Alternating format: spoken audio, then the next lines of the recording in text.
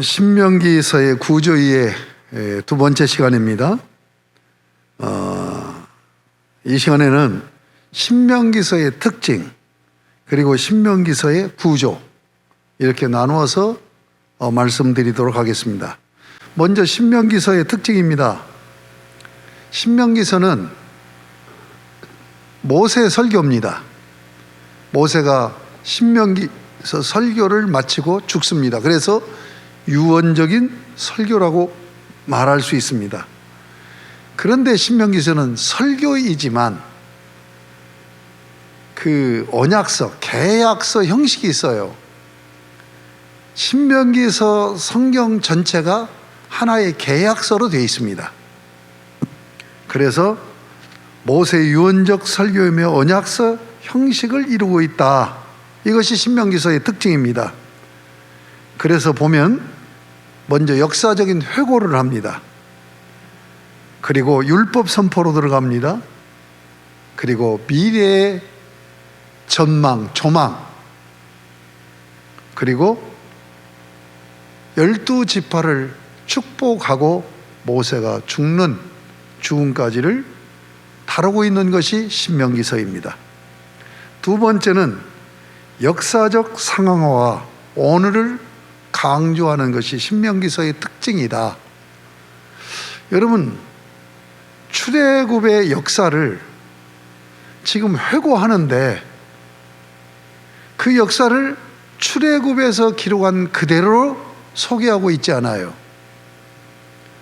그러니까 출애굽에 나타난 기록된 역사를 상황화시켜서 기록하고 있는 것이 신명기서입니다. 그것이 첫 번째 설교인 역사적인 회고에서 나타납니다. 한 예를 들겠습니다. 여러분, 민수기에서는 보면은 가데스 바네아에서 정탐꾼 사건에서 하나님께서 정탐꾼을 세워서 정탐해오라고 40일 동안 이렇게 명령하시는 것으로 되어 있습니다. 그런데 신명기에서는 이 사건을 그렇게 얘기하지 않아요. 자, 이스라엘 백성들이 정탐꾼 파송합시다.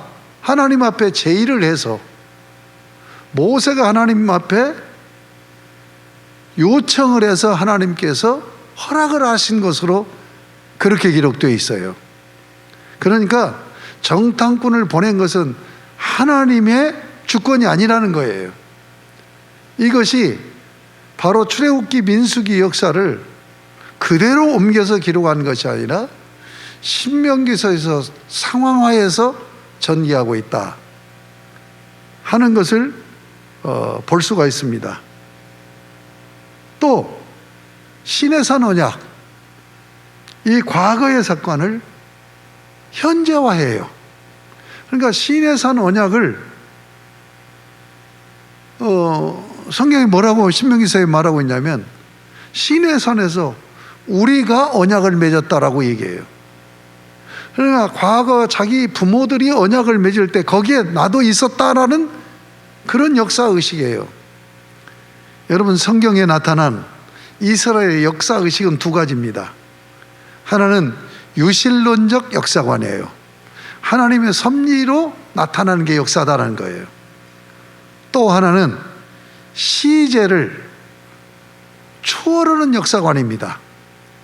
그러니까 과거와 현재를 동일시시키고 현재와 미래를 동일시시키는 독특한 역사관을 가지고 있어요.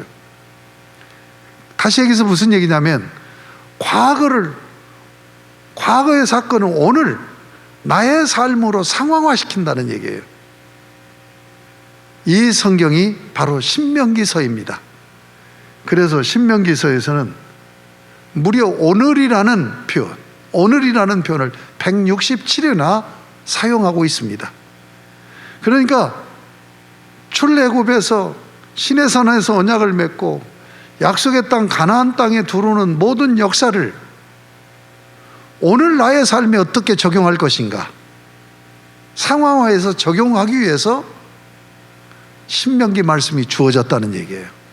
굉장히 현실을 내 삶의 현실 속에서 말씀을 적용해가는, 그래서 오늘이라고 하는 이 개념이 그렇게 많이 반복되어지고 있는 것이 특징입니다. 세 번째, 이스라엘은 하나님 나라의 모형이며 상황화입니다. 자, 신명기서는 아브라함과 약속하신 언약의 성취로 나타나요. 그래서 신명기서에서 강조되는 것이 세 가지입니다. 첫 번째는 유일하신 여호와 하나님, 주권자 여호와 하나님은 유일하시다. 쇠마 신앙 고백 신명기 6장 4절 이하에서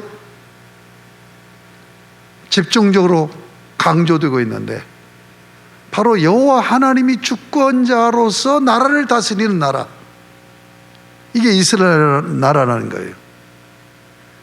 그 다음에 아까도 말씀드렸지만 전 시간에도 하나님의 성민으로 선택된 이스라엘이다. 그러니까 특별한 관계, 출애굽기에서는 제사장 나라, 거룩한 백성이라고 그렇게 특별한 관계를 말하고 있는데, 신명기서에서는 하나님의 거룩한 성민이다. 바로 아브라함에게 하나님께서 씨를 약속했는데, 그 약속한 씨를 하나님이 허락하셔서 선택받은 하나님을 섬기는 백성으로서의 성민이 되었다. 이걸 강조하고 있는 거죠. 그 다음에 세 번째는 땅입니다. 여러분, 구약 성경에서 가장 많이 강조되어 있는 개념들이 있고 언어들이 있어요. 그 중에 하나가 땅입니다. 여러분, 구약 성경은 2000회 이상이 땅이라는 개념이 나와요. 아브라함에게 하나님께서는 땅을 약속해서 나라라는 영토의 경계를 정해 주셨어요. 창세기 15장에 보면 아브라함과 언약을 맺고 가나안 땅의 지경을 쭉 지명을 말씀하세요. 이 지명대로 이스라엘 나라를 이루게 될 때가 다윗 왕국 때입니다. 여러분, 이 땅, 그래서 신명기서는 하나님이 아브라함에게 약속하신 이 땅, 가나안 땅, 젖과 꿀이 흐르는 땅, 이 땅을 계속해서 반복해서 말씀하시고, 이 땅을 약속했으니까 이 땅을 너에게 줄 것이고, 너희가 이 땅에서 하나님을 섬기는 하나님의 백성으로 살게 될 것이다. 그래서 이 약속의 땅이 신명기서에 무려 197회나 반복이 되고 있습니다. 자, 신명기서의 특징 세 가지를 말씀드렸어요. 첫째는 유언적 설교이며 언약 형식을 가지고 있다. 두 번째는 역사적 상황화, 그래서 과거의 사건을 오늘의 사건으로 상황화시켜서 적용하는 그런 특징을 가지고 있다. 세 번째는 하나님 나라의 모형으로서 주권자 하나님이 강조되어 있고, 그 다음에 백성, 씨를 통해서 이루어진 백성 하나님의 성민이 강조되어 있고, 또 하나는 하나님이 약속하신 땅, 약속의 땅이 강조되어 있다 하는 말씀을 드렸습니다. 자, 그러면 크게 두 번째로 신명기서의 구조입니다. 자, 모압 평지에서 모세의 설교라고 그랬죠. 이 설교가 첫째 설교, 두 번째 설교, 세 번째 설교로 나뉘어집니다. 첫 번째 설교는 역사적인 회고입니다. 그래서 하나님께서 출애굽시켜서 시내산에서 언약을 맺고 이 백성들을 가나안 땅, 모압 평지, 요르단강 동편까지 인도하면서 대적자들을 물리치면서 여기까지 인도하신 통치자, 주권자, 로드가 되신 하나님을 회고하는 설교. 그래서 시내산, 가데스 바네아, 모압, 요단 동편 정복을 회상하는 내용입니다. 두 번째 설교, 신명기 여기를 법전이라고 얘기합니다. 자, 신명기가 이게 핵심이에요. 4장 44절에서 26장 19절까지인데, 그래서 신명기 법전으로 이스라엘 백성들이 살아요. 그런데 사실은 유대인은 신명기서보다도 더 중요하게 여기는 게 레위기서입니다. 레위기서를 해석 적용하는 것을 신명기로 보고 있어요. 그런데 언약 사상사적인 관점으로, 구속사적인 관점으로 보면 이렇게 이해하는 유대인은 성경을 바르게 이해하고 있다라고 말할 수가 없어요. 자, 그러면 신명기 법전, 신명기의 핵심인 두 번째 설교 신명기 법전은 두 부분으로 되어 있어요. 5장의 십계명이 소개되어집니다. 이 십계명을 통하여서 하나님을 어떻게 섬겨야 되느냐 하는 제2법과 시민사회법이 소개되어져요. 그리고 두 번째는 뭐냐면 예배와 성결의 법, 이렇게 둘로 나누어져 있어요. 그래서 십계명을 해설해 나가고 또 이제 예배와 성결, 그리고 제2법, 시민사회법으로 신명기 법전이 이루어져요. 그러니까 너희가 이제 모세가 지금 이 설교 마치고 죽잖아요. 너희가 가나안 땅에 들어가면 너희 부모와 맺은 시내산의 언약에 십계명을 붙들고 이 십계명대로 하나님을 제사로 섬기고 예배로 섬기고 이웃을 사랑으로 섬기는 사회법, 시민법, 이 법으로 두 번째 설교가 진행되고 있다는 것 이해하시면 되겠습니다. 세 번째 설교는 이제 27장 1절에서 34장 12절까지인데 예언적 전망을 합니다. 자, 이제 가나안에 들어가서 준수할 실제적인 구체적인 규례를 말씀하고, 그리고 이 설교를 맺으면서 모압 언약을 맺고, 그리고 모세가 그 후손들을, 지파들을 축복하고 죽는 그 여호수아를 세우는 모세의 최후 행적이 기록되어 있습니다. 자, 여러분, 신명기 법전이 왜 이스라엘 역사에 중요한 줄 아십니까? 여기서 지금 얘기하는 것이 두 가지가 있어요. 하나는 신명기 12장에 나오는 것 같아요. 중앙성소입니다. 전에는 그냥 산당들을 해놓고 거기서 하나님을 섬긴다고 해서 그냥 우상숭배 비슷하게 했어요. 근데 12지파를 신앙적으로 동일성을 갖고 하나의 단일한 공동체를 이루기 위해서 중앙성소, 그러니까 이제 정착하면 성전이죠. 지금까지는 성막이었는데 이 성전은 하나님이 왕으로 계시는 곳이잖아요.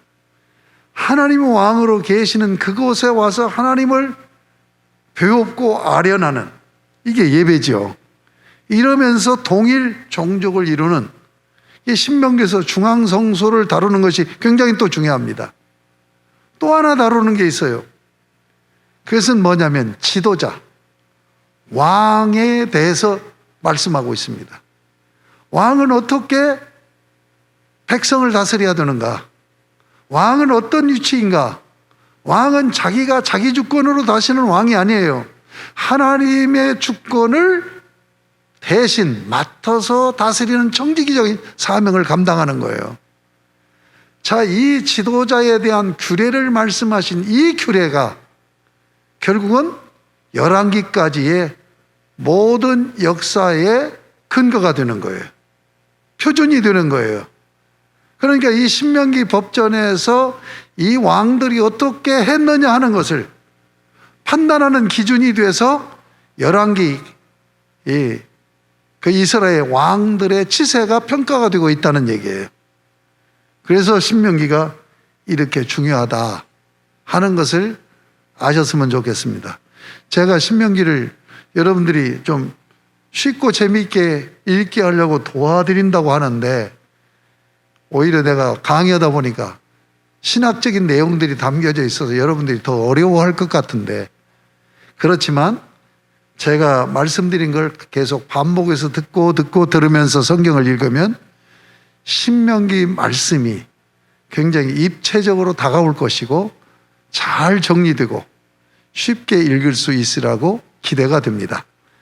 계속해서 하나님 말씀을 읽으면서 나눔을 갖는 우리 하누리 공동체, 또 사랑하는 여러분에게 하나님께서 신령한 은혜와 복을 넘치게 부어주시기를 주님의 이름으로 소망하고 축복합니다. 하나님 아버지 감사합니다. 신명기서의 특징, 그리고 신명기서의 구조를 함께 살펴보았습니다.